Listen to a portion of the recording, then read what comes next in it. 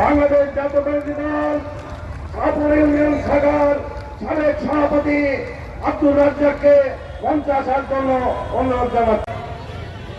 আজকের এই পথসভার সম্মানিত সভাপতি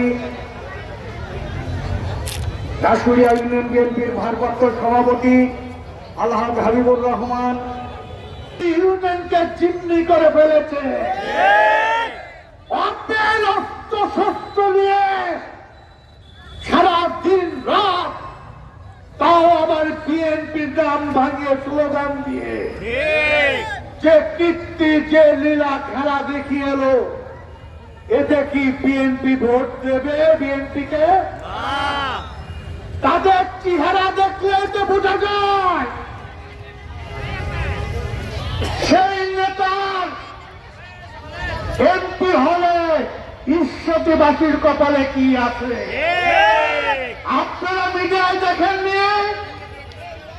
ফেসবুকে দেখেননি, সারা বাংলাদেশ 4 দিন ধরে ভাইরাল হয়েছে।